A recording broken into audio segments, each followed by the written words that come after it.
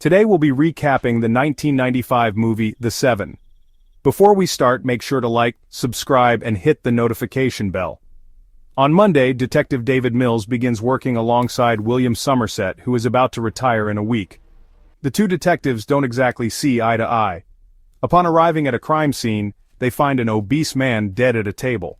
Initially uncertain whether it's a murder, they quickly conclude that it wasn't a natural death after discovering his hands and legs bound with barbed wire.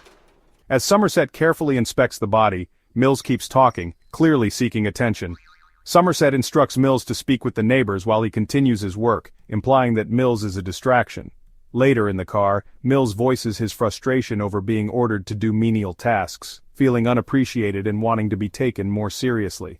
Forensic analysis reveals that the man was force-fed and died of overeating after being kicked in the stomach, which caused his intestines to burst. It's confirmed to be a murder case. Somerset points out that the man was fed for 12 hours, and argues that the prolonged effort to kill someone implies a deeper meaning. He suspects that this may be the start of a series of murders as there's no apparent motive. The captain remains skeptical, thinking that the killer simply wanted to torture the man. Somerset feels that this isn't an ideal first case for Mills, who is disappointed because it's not his first. The captain agrees with Somerset and assigns Mills to less critical duties. On Tuesday, Mills is frustrated to find the building filled with reporters. The next day, a defense attorney has been murdered, with the word greed written on the carpet and a picture of his wife with glasses painted on it. Somerset's name is being removed from his office door when the captain tells him about the recent murder, noting that greed was written in blood. The captain doesn't want Somerset to retire, highlighting his exceptional skills. He also mentions that plastic pieces were found in the obese man's body, which catches Somerset's attention. Somerset returns to the first crime scene and, after further investigation, discovers the origin of the plastic pieces and realizes that the refrigerator has been moved. Behind it, he finds a note from the killer along with the word gluttony written in grease. He shows the captain the note, which reads, "Long is the way and hard that out of hell leads up to the light." Somerset concludes that this is just the beginning, as there are 7 deadly sins: gluttony, greed, sloth, wrath, pride, lust, and envy. He refuses to become further involved as he plans to retire in 5 days. That evening, Somerset goes to the library to search for books on the 7 deadly sins while Mills studies crime scene photos. In his usual friendly manner, Somerset makes a list of Mills' clues and copies the most important ones. At dawn, he leaves a letter with additional clues on Mills's desk. On Wednesday, Mills moves into Somerset's office, and they begin working together until Somerset retires. The phone rings. It's Mills's wife Tracy, inviting Somerset to dinner that evening. During dinner, the conversation turns to marriage. Tracy wonders why Somerset isn't married, and Somerset agrees that he simply has an unfortunate demeanor. When Somerset asks how they're adjusting to their new apartment, the mood shifts. Suddenly, the apartment shakes, revealing it's above a subway line, a detail Tracy had forgotten to mention. Somerset can't help but laugh, teasing Mills about his oversight as a detective. After dinner, Somerset and Mills discuss the case. Mills shows Somerset a photo of a scale with a piece of flesh that the defense attorney had to cut off himself, along with a note left by the killer. They're perplexed by how the killer was able to enter and exit without leaving any evidence. Somerset suggests that they need to find one crucial piece of information. Mills points out the glass drawing on the attorney's wife's photo. Somerset suspects she might have witnessed something or hasn't had the chance to. Either way, it's a clue. Together, they visit the attorney's wife to ask if she noticed anything unusual in the photos. She recalls that the painting in her husband's office is upside down. After examining it closely, they find nothing. As Mills begins to think the killer is toying with them, Somerset discovers fingerprints on the wall where the painting was hanging. After contacting the fingerprint lab, they're shocked to see that the fingerprints spell out, "Help me." While waiting for the fingerprints to be matched with a suspect, they discuss the significance of their job in the lobby. Somerset reflects, "We're collecting diamonds on a desert island, hoping we'll get rescued." Mills calls him out, noting that he saw Somerset smile earlier that day. Thursday, they receive a match for the fingerprints, but Somerset is convinced it's not their suspect. He insists that the killer has a greater purpose than just mental illness. Accompanied by a SWAT team, they break into the apartment of the man whose fingerprints matched, only to find him strapped to his bed. The detectives discover that the man has been lying there for an entire year, a perfect representation of sloth. Upon closer inspection, they realize he's still alive. A news photographer arrives shortly after and Mills is surprised by his swift appearance, ordering him to leave. News stations pay for inside information about high-profile cases. Unfortunately, they can't question the victim as his brain is severely damaged, and he's chewed off his tongue. The doctor says he must have endured unimaginable pain before reaching the hospital. That evening, Tracy calls Somerset for a meeting as he's the only person she knows in town, and she needs someone to talk to. Friday, they meet at a diner. Tracy expresses her concerns about their living conditions and doesn't want to raise her children in such an environment. Somerset may not be the right person for her, but he shares a story from his past and offers her some sound advice. Back in the office, Mills grows restless, frustrated by the lack of progress. "Why are we just sitting here waiting for that lunatic to strike again?" Mills complains. Somerset, however, doesn't view the killer as insane. He points out the extraordinary patience required to capture and keep a victim alive for a year, only to sever their hands for the purpose of planting fingerprints.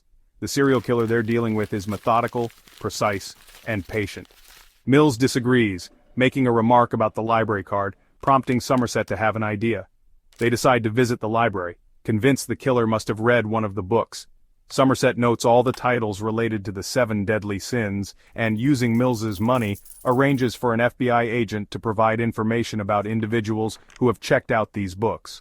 Mills is uneasy about this approach, as it's illegal. They obtain the list and begin reviewing it, identifying one name that stands out, John Doe. At Doe's apartment, Mills is still frustrated and unsure of how to approach him. They spot a man carrying groceries who suddenly throws a gun and starts shooting. Thankfully, no one is injured, but a frantic chase ensues both inside and outside the building. Mills tries to keep up, but the suspect manages to tackle him, causing Mills to lose his weapon. The suspect holds him at gunpoint, but decides to flee. Back at Doe's door, Mills argues with Somerset about whether they should force their way inside. Somerset explains that they lack a warrant and have no legal grounds for being there since their information was obtained illegally.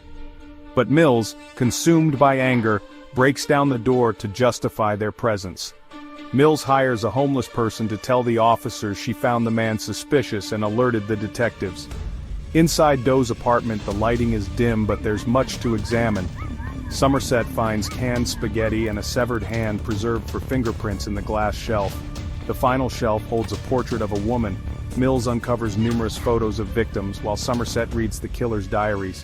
He's interrupted by Mills, who calls his name. It turns out the news photographer they encountered earlier is the serial killer. Complicating matters, the forensics team reports they couldn't find any fingerprints. While Somerset remains composed, still reading the diaries, Mills shows signs of agitation. Suddenly, Doe's phone rings. It's the suspect himself. He expresses his admiration for law enforcement and apologizes to Mills for their earlier encounter.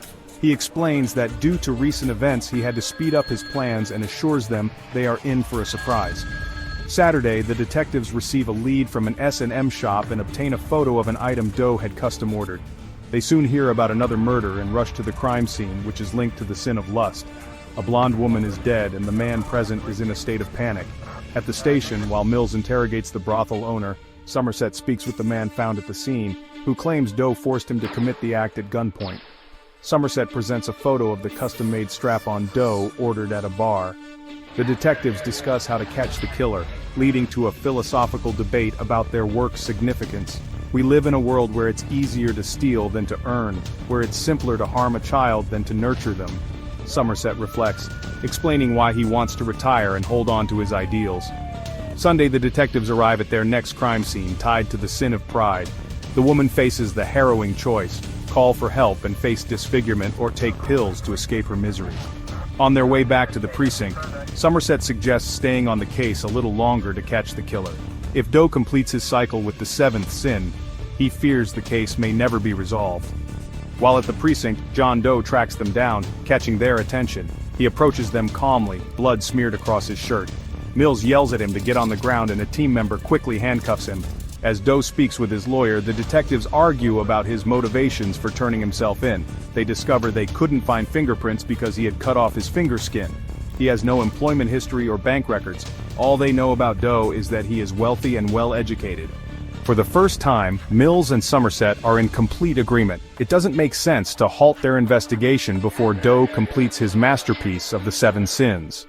Doe's lawyer begins negotiations with law enforcement, revealing there are 2 more hidden bodies. Doe agrees to lead the detectives to the bodies at 6 p.m. but insists it must be only them because he admires them. He threatens that if they refuse, he will confess and plead guilty. The detectives agree to his terms. As 6 p.m. approaches, they don protective wire and armor. The vehicle transporting the 3 detectives is escorted by a helicopter. During the ride, Mills and Somerset engage in a conversation with Doe. Somerset attempts to learn more about him, but Doe dismisses it as unimportant. Mills remains skeptical about being led to the bodies. Doe explains his motives, promising Mills that he will find answers in the final act of his work. He admits he takes pleasure in turning each sin against the sinner, but insists he's not insane. He becomes agitated for the first time when Mills claims the victims were innocent. Doe believes that people tolerate deadly sins because they are trivial. He asserts that they will be remembered, but he is only present because he wanted to be caught. He tells Mills he's there because he spared his life, and Mills should remember for as long as he lives, or for as long as Doe allows him to live. Somerset remains composed, at least outwardly. Doe indicates they have reached their destination. It's an isolated area with high-voltage towers, a broken-down car, and an old trailer. The helicopters cannot follow them due to the power lines. Mills removes Doe from the car, cuffs him, and leads the armored detectives into the field. At 7 p.m., a van unexpectedly appears, prompting Somerset to rush toward it. A delivery driver emerges, carrying a package for Detective Mills. Somerset sends the driver away, and after some hesitation, he opens the box with a knife. He is horrified by what he finds inside. Doe resumes his admiration for Mills, praising his simple life and beautiful wife, Tracy. Mills, confused, demands to know what's happening. Doe admits he visited Tracy earlier that day, trying to play the role of husband. When that didn't work, he took a grim souvenir, her head. At that moment, Somerset rushes back, shouting for Mills to discard his gun. Mills, still bewildered, questions what's in the box. Doe confesses that he too is a sinner, envious of Mills's ordinary life. Mills grows enraged, but continues to doubt Doe's words. Somerset explains that Doe's intention is for Mills to kill him, becoming the embodiment of the sin of wrath. Doe further insists that he enrages Mills by stating that his wife pleaded for her life and the life of their unborn child. Mills begins to cry, still holding the gun, shocked to learn that his wife was pregnant. Somerset asks for the gun again, explaining that Doe wins if Mills pulls the trigger in a moment of despair and fear. Mills fires multiple shots at Doe, ultimately fulfilling Doe's master plan.